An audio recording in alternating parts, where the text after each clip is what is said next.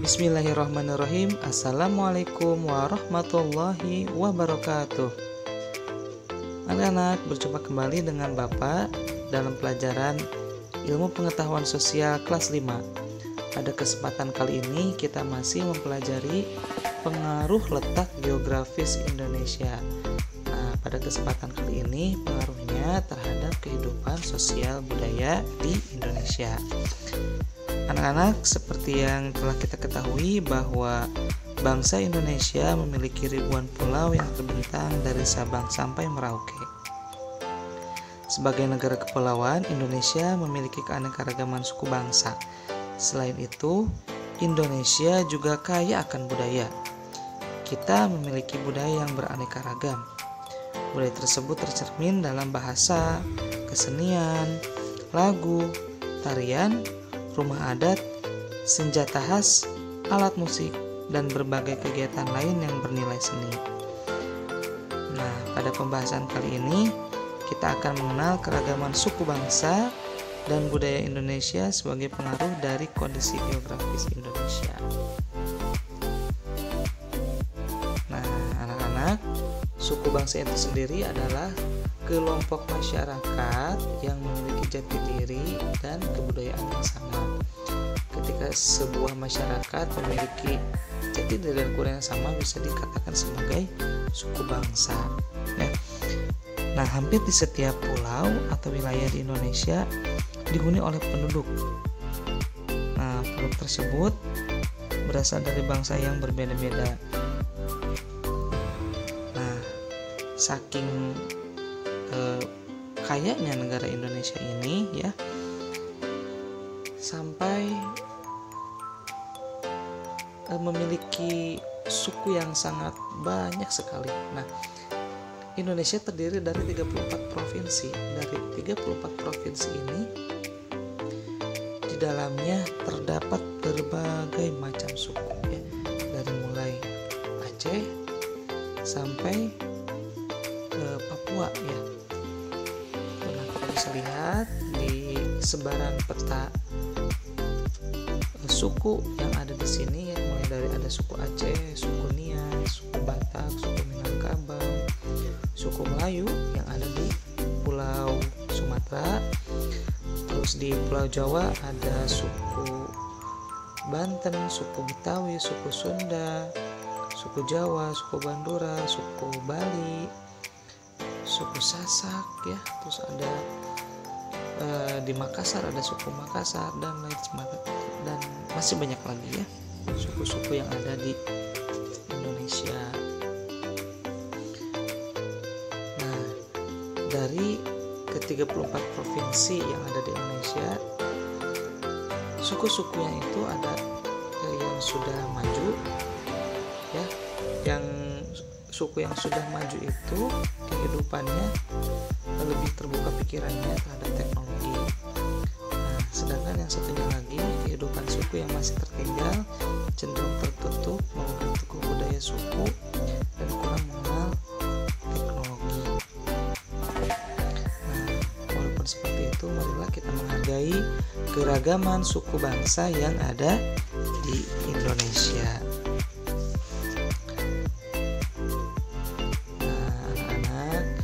Dengan banyaknya suku di Indonesia, bahasa di Indonesia pun banyak sekali gitu ya. Nah, karena dalam definisinya juga bahasa adalah alat komunikasi atau alat yang digunakan oleh masyarakat untuk berkomunikasi gitu. Nah, kita lihat di sini ada ragam dan peta bahasa di Indonesia. Wah, sangat banyak sekali ya. Bahasa di Indonesia itu lebih dari 665 bahasa. Sangat kaya sekali ya. Nah, kita lihat bahasa di Indonesia, dan sebagian besar dari bahasa di Indonesia itu ada yang sudah punah dan juga ada yang masih eksis atau masih dipakai oleh penggunanya. Yang kita kenal di sini bahasa itu banyak sekali ya. lebih dari 66 bahasa. Misalnya di Papua ada 250 bahasa, di Maluku ada 133 bahasa, di Sulawesi ada 105 bahasa, di Kalimantan ada 77 bahasa, di Nusa Tenggara Barat ada 53 bahasa, di Sumatera ada 38 bahasa, di Jawa dan Bali ada 9 bahasa. Nah ya, anak-anak, bahasa daerah mungkin yang kita kenal dalam kehidupan kita sehari-hari ya. Nah, beberapa di antaranya ada bahasa Sunda, bahasa Jawa, bahasa Bali, bahasa Makassar, bahasa Papua, bahasa Betawi, bahasa Minangkabau, dan lain sebagainya ya, seperti yang tadi ada di sebaran peta bahasa di Indonesia. Nah, baik anak-anak, selanjutnya ya, bahasa Indonesia itu sebagai bahasa nasional negara Indonesia. Selain memiliki bahasa-bahasa daerah yang dipakai oleh masyarakat yang berada di daerah-daerah, kita sebagai negara kepulauan yang terpisah-pisah oleh lautan, yang memiliki kepulauan banyak, juga memiliki bahasa nasional sebagai pemersatu Indonesia ya. Nah, bahasa Indonesia juga sebagai bahasa resmi negara Indonesia dan juga bahasa persatuan negara Indonesia. Nah, bahasa Indonesia ini ditetapkan sebagai bahasa nasional, bahasa resmi, dan bahasa persatuan sejak lahirnya Sumpah Pemuda yang dilaksanakan pada tanggal 28 Oktober tahun 1928. Nah, pada saat itulah bahasa Indonesia ditentukan sebagai bahasa nasional negara Indonesia, sebagai bahasa resmi dan juga sebagai bahasa pemersatu. Nah, anak-anak, sekarang kita beralih kepada kesenian daerah. Nah, kesenian daerah itu adalah merupakan segala bentuk karya seni yang berciri khas daerah tertentu ya. Misalkan di sini kita lihat ya, salah satu contohnya ada tarian, ada kesenian wayang ya. Nah, ada tarian yang dari Jawa Barat, tari Merak, dan ada tari topeng dari Cirebon. Yang pertama itu tari Saman dari Aceh. Ini adalah bentuk dari kesenian daerah yang ada di Indonesia karena pengaruh kondisi geografis yang ada di Indonesia ya, karena terpisah-pisah pulaunya, terpisah-pisah daerahnya, sehingga keseniannya pun berbeda-beda. Sekarang kita berlanjut ke pakaian adat. Sama ya, pakaian adat pun memang berbeda-beda, tetapi ada kesamaan juga gitu ya. Nah, pakaian adat ini merupakan salah satu unsur keragaman budaya. Nah, coba kita amati baik-baik pakaian adat yang ada pada gambar di sini. Kita melihat ada keragamannya. Nah, biasanya pakaian adat pria terdiri atas tutup kepala, baju, dan hiasan-hiasan. Pakaian adat wanita terdiri atas baju kebaya, penutup kepala, dan hiasan-hiasan. Nah, memang tipenya hampir mirip-mirip ya dari setiap daerah, cuman mungkin dari hiasan-hiasannya yang beragam, yang menyesuaikan dengan daerah masing-masing ya. Nah, baik anak-anak, selanjutnya kita masuk ke senjata tradisional. Nah, yang kita ketahui ya, kalau misalkan yang namanya senjata pasti dipakainya untuk memakai perlindungan diri. Nah, memang dahulu senjata tradisional ini dipakai untuk perlindungan diri. Namun pada saat ini pada dasarnya senjata-senjata tradisional ini digunakan sebagai pelengkap pakaian adat ya.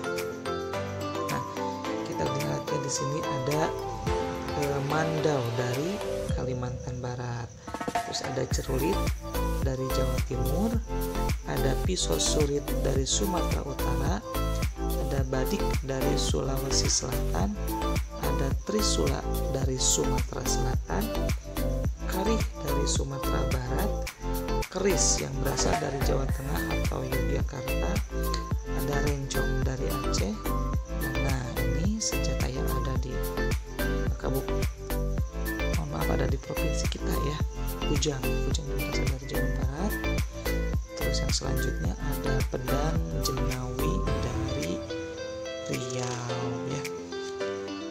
Nah, selain senjata tradisional ya, Indonesia juga terkenal dengan alat musik yang beragam. Nah, biasanya alat musik tradisional yang ada di Indonesia itu terbuat dari kayu, bambu, logam, kulit hewan dan sebagainya. Nah, ini salah satu contohnya yang terbuat dari kayu dan kulit, ini terbuat dari bambu, ini terbuat dari kayu juga ya. Nah, alat musiknya juga beragam seperti itu. Dan selanjutnya ada rumah adat. Tentunya pasti ya, rumah adat ini beragam juga karena masing-masing daerah memiliki istilahnya, karena kebudayaannya berbeda, beragam, sehingga rumah adatnya pun beragam gitu ya. Nah, rumah adat ini adalah rumah asli penduduk atau masyarakat di suatu daerah. Nah, contohnya ini ada rumah Kesepuhan Cirebon ya, Jawa Barat. Terus selanjutnya ada rumah Joglo dari Jawa. Ini ada rumah Kebaya, rumahnya orang Betawi Jakarta. Terus ada rumah Tongkonan, rumahnya orang-orang Toraja. Dan yang terakhir ada rumah Gadang, rumah yang ada di Sumatera Barat ya, Padang. Nah, anak-anak, itulah dia kebudayaan ya, kehidupan sosial budaya Indonesia yang beragam yang disebabkan oleh kondisi geografis di Indonesia. Mudah-mudahan setelah menyimak video pembelajaran ini, pengetahuan kita bisa bertambah, atau yang dulu pernah dipelajari sekarang bisa diingat kembali, dan mudah-mudahan bisa membuka wawasan kebangsaan kita dan kita semakin cinta dengan Indonesia. Sekian dulu materi IPS kelas 5 pada kali ini. Terima kasih, sampai jumpa kembali di lain kesempatan. Billahi taufiq wal hidayah. Wassalamualaikum warahmatullahi wabarakatuh.